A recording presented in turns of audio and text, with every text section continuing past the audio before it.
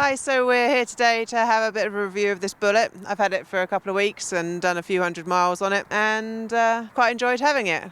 So I've done, obviously you can see it's a bit wintry, and I've done some riding in the ice and the freezing cold. I think it was about 3 or 4 degrees, and it's been raining today, so it's not the ideal conditions for motorcycling, but I found this to be a really smooth and quite reassuringly steady bike to ride in those conditions. So we'll start with some pros, come on to the cons later. So I really like the front end on the bike. It's got a really good image. I like it a lot, a very classic look. If we turn the lights on, I really like these, they're really cute. And so I like it from the front, standing there, but also just from the looking at the cockpit when you're riding along. It's a nice, easy display. I like the shiny bits, not too in your face, and I like the digital display. So it's got a nice, comfortable riding position. It's probably a little bit big for me, but if I were a couple of inches taller, it would be really comfortable. It's not bad anyway. There's a nice sort of upright position and comfortable with your legs and the pegs there. Very nice, solid pegs and brake pedal, gear shifter. They're all very secure. Thank you to BikeSure for sponsoring this video production. BikeSure has been in business for over 30 years. As a specialist insurance broker, they treat every customer as an individual, and no matter what you ride, they'll have a policy to suit, from classic bikes to modern and everything else. We've put a link to their website in the video's description if you'd like to get a quote. I haven't taken a pillion, but I imagine it's probably quite comfortable for them.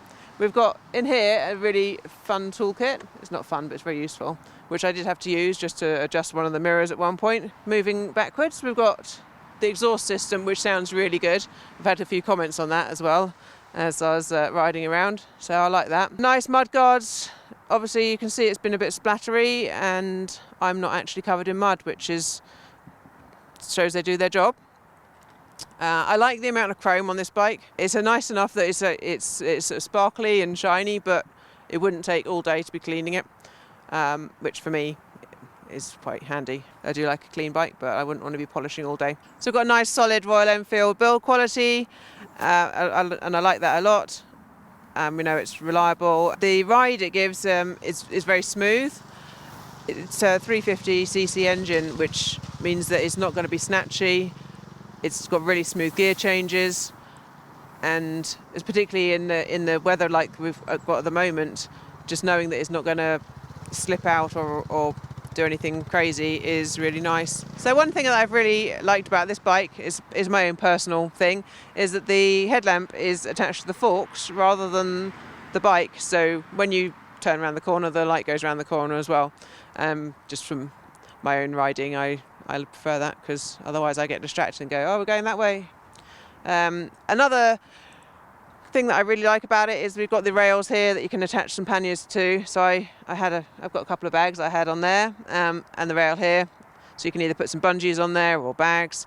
And for me, I like that a lot. It means you can go shopping or take your things with you might want. So I've had a lot of nice comments when I've been out and about, just at the petrol station or anywhere, that people are actually noticing it and commenting on it, or comparing it to bikes that they've had or ridden, some classic and some more modern ones.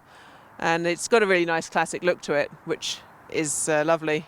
We were looking at I went over, we were looking at some classic bikes earlier in the week, and lined up next to them, it was really not out of place at all, and it fitted in well. So we've got a centre stand as well as a side stand, and I haven't actually yet used the centre stand, so I'm going to try that now.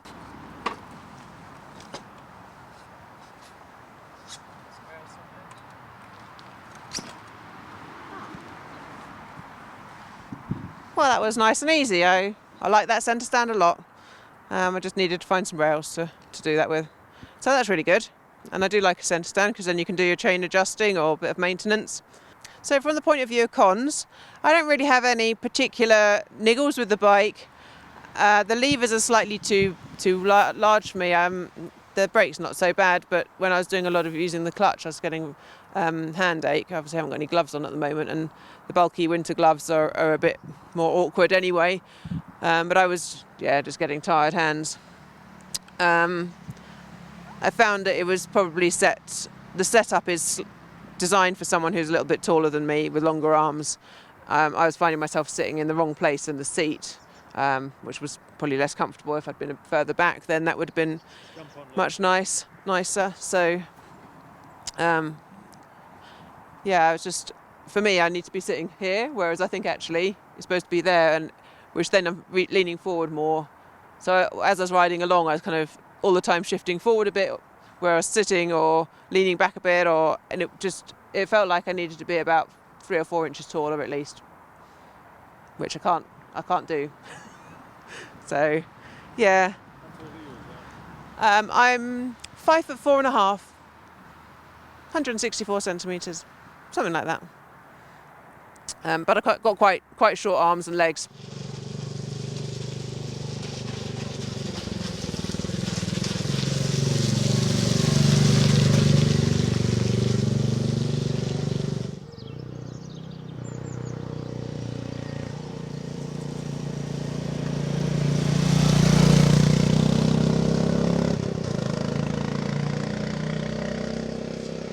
My overall feel of this bike is that there's a disparity between the engine size and the physical size of the bike, and they don't quite line up for me. This almost feels like it should be a 650, or that the bike should be smaller for the engine. So it's similar to the BSA Gold Star that they've just brought out. It's that sort of size of a bike, but with a smaller engine. And it also feels a little bit like the old classics, like the A10.